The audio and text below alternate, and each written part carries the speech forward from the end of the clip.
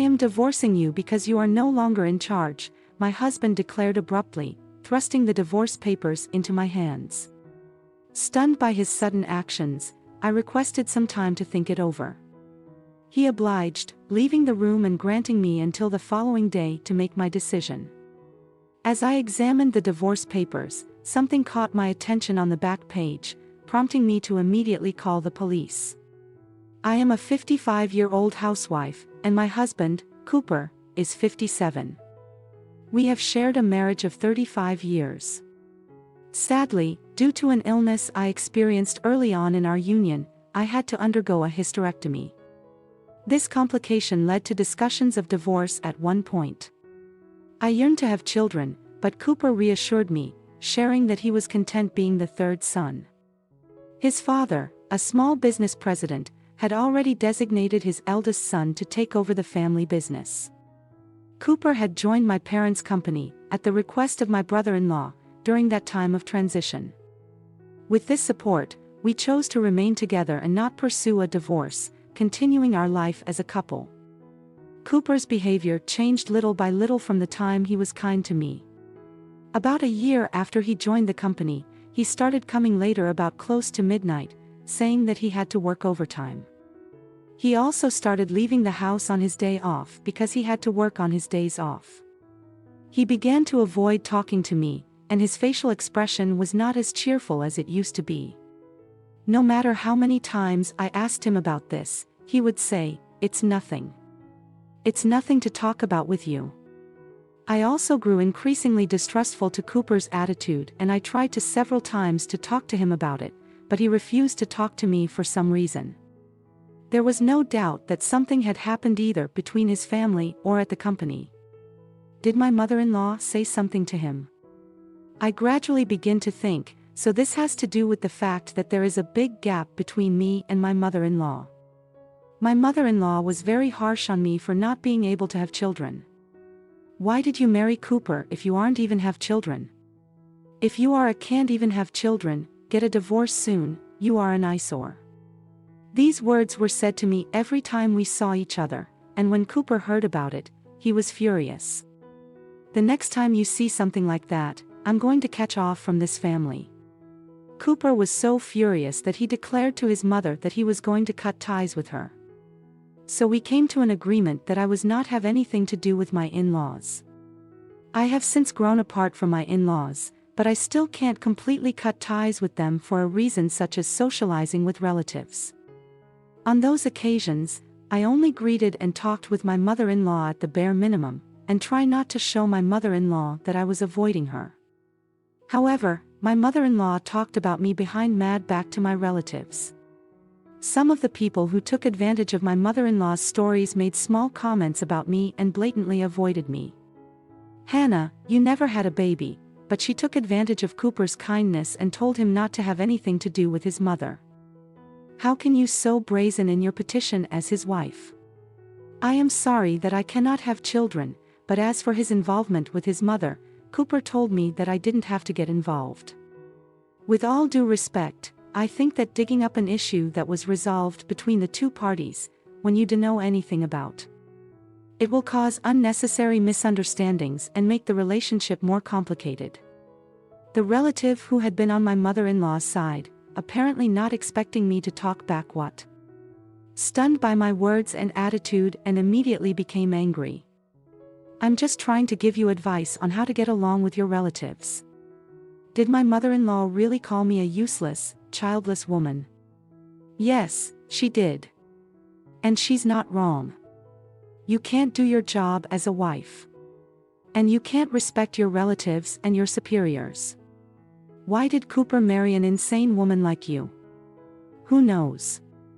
Oh, by the way, Cooper said that if his mother continues to say things about how I am useless and can't have children, then he's going to cut tie with her once and for all. What will his mother do if that were to happen? Will you tell Cooper about this? Would you take responsibility? When I brought up the subject of Cooper's and his mother's installations, the relative women who apparently didn't know what was going on was at a loss for words, and then apologized to in the small voice.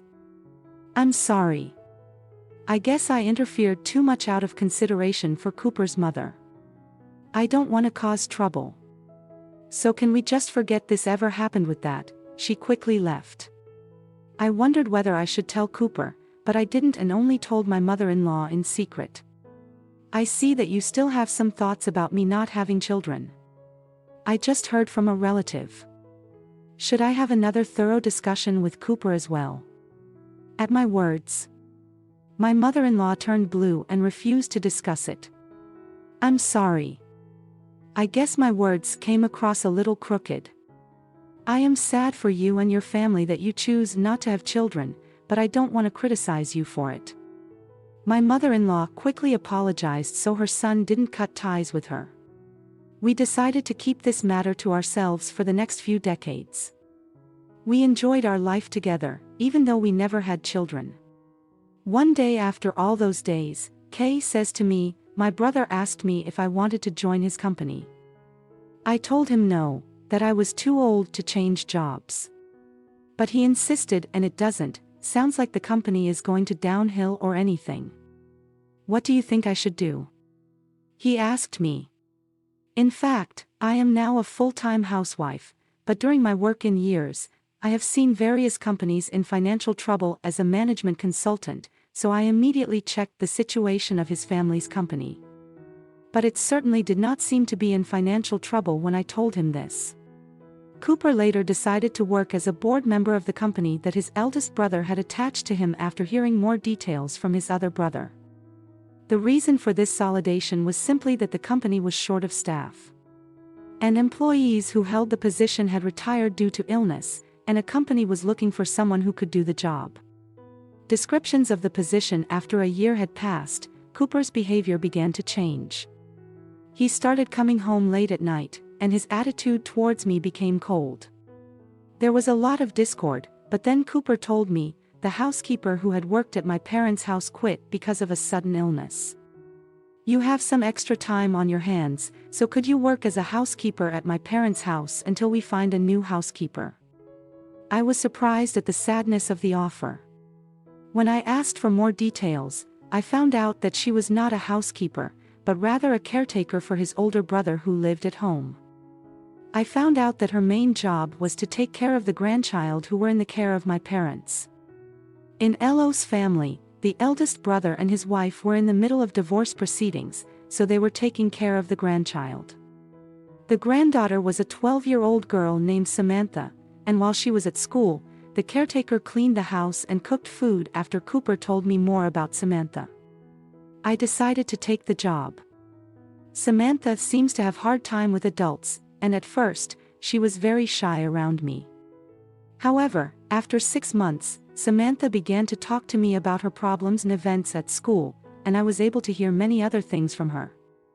I asked Cooper's brother if I could take care of Samantha at home so that I could spend more time with her. You are going to kidnap Samantha because you couldn't have children yourself. And if you want to clean the house and do the chores, then you are not a good housekeeper. So I'm going to stop employing you. And from my mother-in-law who heard this. No, you want a child, you made Cooper give up on having kids and you think you can talk like this. Besides, Samantha is a girl and if you take her in, she'll soon be married, often wasting Cooper's money. I won't allow you to do that. And refused my request. I didn't even say I would take her in, but my mother-in-law and my brother-in-law jumped the gun on me for not having children. Perhaps my mother-in-law's thinking was that since Samantha is a girl and cannot be there, she didn't want to include her and my parents in those finances. She probably wants her mother to take over Samantha after her father and his wife get divorced. On top of that, my mother-in-law said this to Samantha. You are going to go to your mother's side and live in poverty, so don't get used to living at home. You are the only one who will be of no use to our family. Samantha was quite bitter toward her grandmother. Because of this, I was so disgusted by this idea that I couldn't say anything, at least while I was visiting my in-laws. I try to make Samantha's favorite food and try not to have contact with my as much as possible so that Samantha could be as cheerful as possible. After a year had passed, I went to my parents in Lou's house to talk to Cooper. Cooper was waiting for me, sandwiched between his eldest brother and his mother. My brother's divorce is final. That means you were no longer of any use to me, so I'm divorcing you. You get the hell out of my house. I was stunned when Cooper confronted me with the filled-out divorce papers and said, "Please give me some time to think about it." I managed to squeeze out a few words and went home. When I checked the divorce papers, I found the message from Cooper written on the back. When I saw it, I immediately called the police. A few days later, I moved to a new house and I was living on my own. I was summoned to my parents-in-law's house by a call from Cooper there. My mother-in-law, her older son and Cooper were waiting for me with green faces. "Oh my God. What have you done to us? You took away Samantha's father, uncle, and grandmother, and then you forced us to pay child support. I stole Samantha's father from her. Did her father even treat her like a daughter in the first place? By grandmother, are you talking about yourself? How can you say such a thing when you spoke to her in such a horrible way? How dare you? I was thinking of Samantha. My mother-in-law blamed me for my behavior from the very beginning. I was actually in the middle of the divorce settlement, and I had given my brother-in-law's wife a recording of their outburst and how badly they treated Samantha at my parents-in-law's house. I had given her as many recordings as I could. The custodies would safely pass to the mother's side, and everyone would scold severely for this. Do you really think you can do this to your husband's family? And get away with it? I don't care because we already divorced when I said that. Cooper, who had been silent until then, opened his mouth. My family, this is in my family from now on. I'm a stranger to you guys. What are you talking about? What do you mean? Cooper's brother, as well as his mother's eyes were blank because of what Cooper had said. We had to explain them what had happened so far. In fact, this time it was an operation to accuse my parents-in-law of tax evasion, which included Cooper's other brother. Although Cooper's other brother was loved by his father, he was hated by his eldest brother, and after the death of their father, he was forced to take a mediocre position and his salary was drastically reduced. This brother had his own company and was looking for an opportunity to quit, but the company that his eldest brother succeeded to had a lot of unclear settlements and expenses, and the eldest brother's salary was greatly reduced. He suspected that their brother was evading taxes and he consulted with Cooper in this process. He found out that his mother and eldest brother had treated Samantha so badly. Samantha's mother wanted to secure custody. However, my mother-in-law and her eldest son were trying to get custody of Samantha since there was a different opinion between my mother-in-law and her eldest son. My mother-in-law tried to get rid of Samantha somehow. My mother-in-law had said those words to Samantha many times. I recorded those words as much as possible and documented the child-rearing environment. I was gathering evidence so that Samantha's mother could get custody of her in addition to the injustice of the in-laws. The reason Cooper was acting strangely was because of the environment in which Samantha was placed. He was also angry at the attitude of his mother. He wanted to do something to save Samantha, but he was unable to do anything about it. He thought about asking me for advice. But I had been blamed for not having children in the past, so he was hesitant about whether he should ask me to take care of the child or ask his sister-in-law and her family. Cooper told me about all of this. When his in-law's housekeeper quit, I immediately agreed to help him with his plan and took action. And on the back of the divorce papers he wrote, "I'm ready to go and want you to call the author reviews." When I explained all this, his eldest brother changed the color and started yelling, "So you guys reported us? What are you going to do about the company? We're gonna go bankrupt at this rate." "Oh, don't worry. Our brother is going to buy it. Besides, we have excellent consultants. They help us rebuild the company in the future. Don't worry about anything, brother. Go and atone your sins. Thank you very much for all your hard work and tax evasion and fraud." Cooper sat smilingly and made a phone call somewhere. "Well, that's it then. You are dismissed. Now, I'd appreciate if you would sell this house to pay off the debt." He sat, and then several men came into the room with Cooper's other brother. The man who came in with his brother was a policeman, and he said that his eldest brother and mother who were involved in tax evasion matrix in the country, so they were arrested on the spot and taken away as they were being taken away. I couldn't help but laugh at my mother-in-law, who swore at me to no end. "Even if I can't have children, I will do everything in my power to prevent the company from going bankrupt, and I'm really relieved that I don't have to worry about being disrespected about not having kids. Thank you so much for being my role model." When I said that, my mother-in-law quickly became silent and left the room. Cooper was then adopted by my parents and became part of our family Cooper, and I started working at my ex-sister-in-law's family's company, which was bought out by his other brother in order to rebuild the company. We have been busy dealing with the fraud and unpaid wages that my mother-in-law and her eldest son had been hoarding Gap until now. However, the second son, who originally started his own company and has outstanding management skills, has been working hard to restore the company's performance. I have been out of the field for a long time, but I am now working hard to restore the company's performance. My mother-in-law and her eldest son were sentenced to heavier sentences than usual, because of the high amount of tax evasion they had committed. Of course, my former parents-in-law's house was sold and their property was disinherited, leaving them south and with no place to return to. It will be a while before they find out about it through my lawyer. I've received several letters from my mother-in-law addressed to me. Sunset. You are a traitor. A pestilence who destroyed our home. Another set for the love of my relatives. I need your help. I forgive you for not being able to have children, didn't I? At first, I found it interesting and read it, but then I got tired of it. Gradually, I became bored and refused to receive them. I keep in touch with Samantha from time to time. It's been a while since this fiasco, and I've been trying to help her and her mom get her life back on track. Samantha's mother contacted me to thank me for taking care of her almost exclusively. "Hannah, because of you, you saved Samantha's life.